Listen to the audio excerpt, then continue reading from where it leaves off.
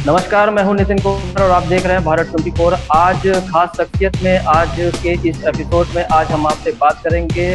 जैसा कि आप सभी लोग जानते हैं कि उत्तर प्रदेश में आने वाला विधानसभा का चुनाव के कुछ ही समय रह गए हैं, जिसमें सभी राजनीतिक दलों ने अपनी अपनी तैयारियां शुरू कर दी हैं। समाजवादी पार्टी भी एक ऐसी पार्टी है जिसके लगभग सभी उम्मीदवारों ने अपनी अपनी क्षेत्रों में जाकर तैयारियां शुरू की हैं। कानपुर से ही बिल्हौर विधानसभा से एक भावी प्रत्याशी हमारे साथ जुड़ रहे हैं, राजेश कोरी जी। सीधे तौर पर हम उनके साथ आपका मुलाकात करवाएंगे और ये जानने की कोशिश करेंगे कि क्या मौजूदा सरकार की जो नीतियां लागू हुई हैं या केंद्र में या राज्य में, जिस तरीके से जनता त्रस्त है या विपक्ष कह रहा है कि जनता त्रस्त है, उन्हीं से जानेंगे। राजेश जी, सबसे पहले तो आपसे ये जानने की कोशिश करेंगे कि बिल्हौर विधानसभा जैसे कि प्रस्तावित है, आप विधायकी के लिए चुनाव लड़ने जा रहे हैं, तो जी किस जी। तरीके की मौजूदा सरकार को आप देखते हैं और इनका जो कार्यकाल रहा है 4.5 साल का, कैसे इसको आंकते हैं आप? धन्यवाद नितिन जी। आपको नमस्कार, सभी देशवासियों को नमस्कार। और अब खासकर हमारी बिल्हौर विधानसभा से जो भी हमारी जनता है उसको जी, सादर प्रणाम करता हूँ। जी नितिन जी। हाँ, क्वेश्चन रिपीट करिए नितिन जी एक बार। क्वेश्चन ये हमारा ये है, 4.5 साल योगी सरकार को हो गए हैं। क्या जी। नीतियां आप लगी कि बहुत अच्छी रही हैं, क्या बहुत खराब रही हैं? कैसे देखते हैं इन के 4.5 साल को?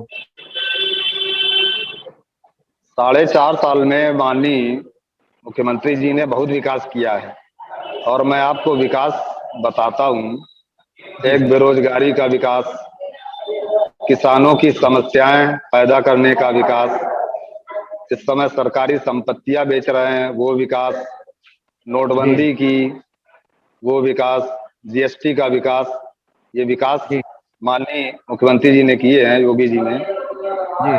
और दुनिया बहुत परेशान है। आने वाले 2022 के चुनाव में जनता उनको जवाब देगी वोट ताकत से अपनी।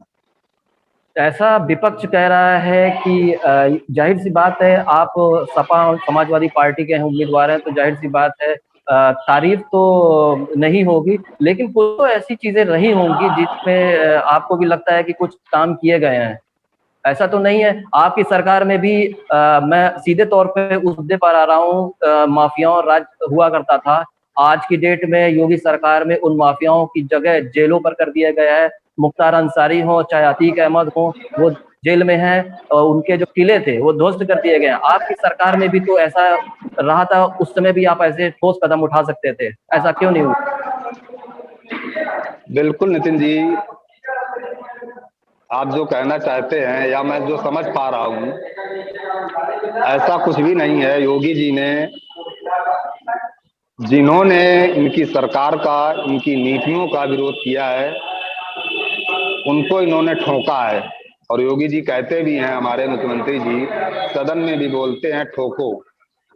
तो इनकी ठोको की राजनीति है और इन्होंने विकास कुछ नहीं किया है।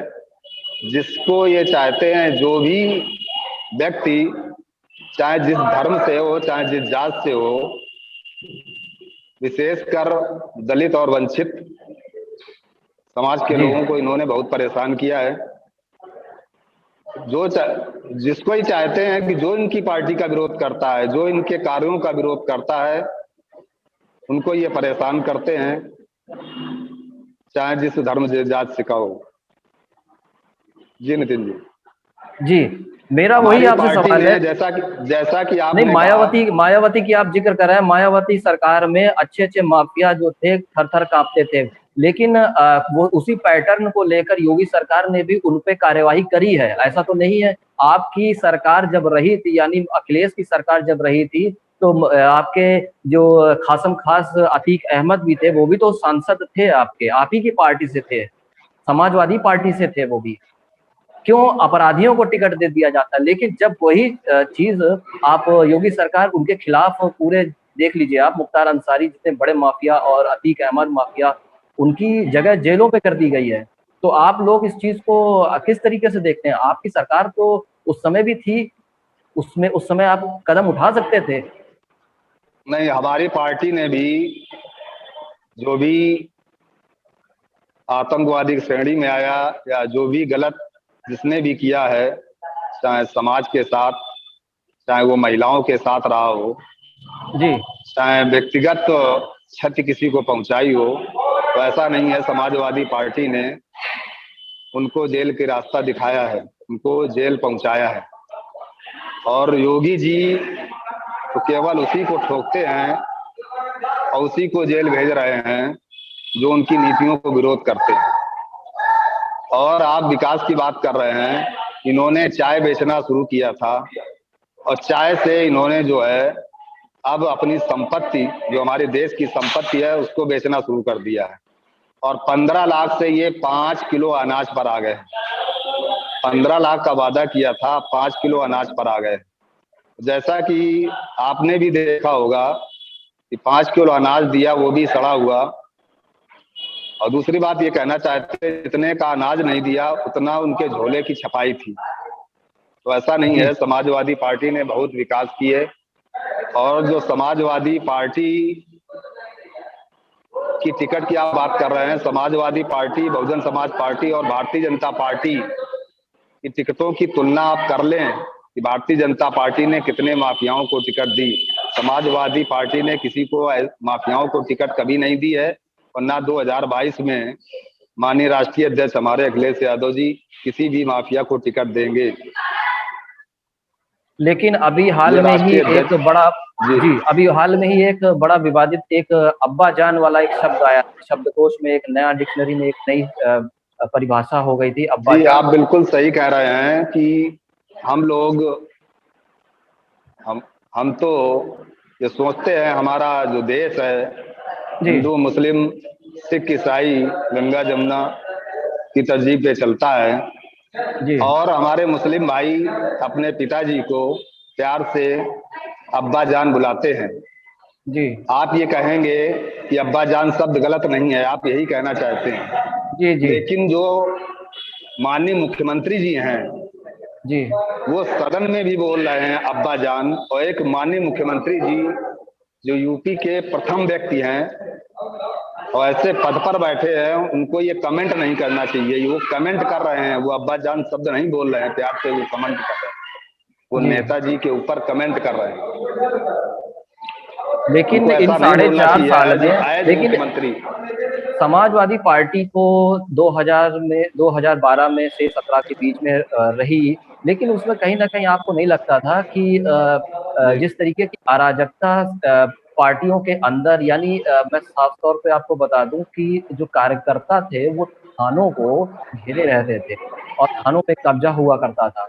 वो कहीं न कहीं इस सरकार में बिल्कुल उन्होंने नेस्तनाबूद कर दिया, यानी योगी सरकार जो आप बोल रहे हैं कि काम नहीं कर रही है, वो थानों तक आप देखते थे पहले कि सपा के जितने कार्यकर्ता थे, एक नहीं, छोटा-सा आप सही पार्षद कह भी रहे हैं। आप हमें ये बताइए, हुटर लगा के घूमता नितिन था। जी, जी, नितिन जी, मैं आपसे पूछना चाहता हूँ आपके माध्यम से, जहां तक मेरी आवाज जा रही है, आप जी। भारतीय जनता पार्टी के एक काम बताइए, भारतीय जनता पार्टी ने क्या काम किया है 5 साल में? और यदि मैं अपनी समाजवादी पार्टी के काम गिनाऊं जी, जी। तो मुझे रात हो जाएगी। नहीं, मैं किसी पार्टी का नाते प्रवक्ता बन गिनाते के नहीं बैठा हूँ, लेकिन ज़ाहिर-सी बात है, मैं आपको एक बात स्पष्ट कर देना चाहता हूँ, जिस तरीके की जी अराजकता सपा में हुआ करती थी, आज भी लोग उसकी बोलते हैं कि अगर सपा की सरकार आती है, तो कहीं न कहीं जिंदगी जिसपे नहीं, ये बोलते तो हैं, आप वो गलत हावी बोल हो रहे हैं। जाती कहीं है। अराजकता नहीं है। सपा की जब भी सरकार रही है, चाहे जी, सबका साथ रहा है और जी, विकास किया है। इन्होंने तो सबका साथ सबका विकास करके सबका विनाश कर दिया भारतीय जनता पार्टी ने। जी, सपा की सरकार रही है, विधवाओं को पेंशन मिलती थी, महिलाओं को पेंशन मिलती थी, लैपटॉप हमारे जो है राष्ट्रीय अध्यक्ष जी ने बांटे, जी। बेरोजगारी भत्ता मिलता था, सर्विस हुई, जॉब मिले, लोगों को नौकरियां मिली। आपका जी, आपको क्या लगता है जो वित्तहीन 2022 कॉलेज में है जी जी, जिस तरीके की मौजूदा स्थिति बनी हुई है, जी जो क्षेत्र में लोग हैं, आप ज़ाहिर-सी तौर मिल रहे होंगे, लोगों से मिल रहे होंगे, जी जी तो जी क्या प्रतिक्रिया जी है नितिन, लोगों की? प्रक्रिया है इनकी जो दमनकारियां जो नीतियां हैं, डीजल पेट्रोल गैस, इन्होंने सिलेंडर दिया और सिलेंडर में सब्सिडी सब्सिडी धीरे धीरे बिल्कुल खत्म कर दी। आज सिलेंडर 950 रुपए का मिल रहा है, समथिंग जी एवरेज 1000 रुपए का। डीजल पेट्रोल 100 के पार हो चुका है। किसान जी परेशान है। केवल ये जो है लॉलीपॉप दिए हैं, इनको विकास नहीं है। आज किसान जो है करीब 650 की शहादत हो चुकी है।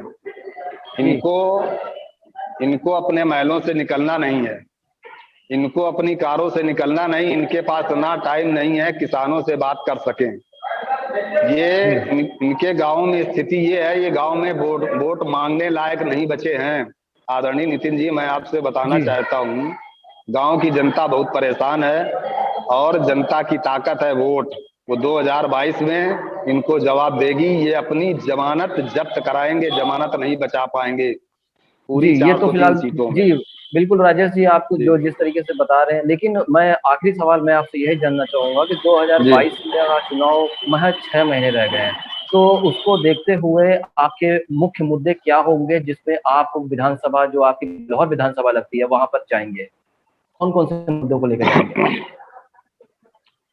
जी, मैं आपको बता देना चाहता हूँ आपके माध्यम से पूरी विधानसभा को, मैं शिवराजपुर का ब्लॉक प्रमुख रहा 5 साल और मैंने सबके साथ न्याय किया, सबके काम किए, किसी के जी, साथ भेदभाव नहीं किया, चाहे वो किसी भी धर्म का हो, जाति का हो, वर्ग का हो, सबके साथ समान व्यवहार किया मैंने।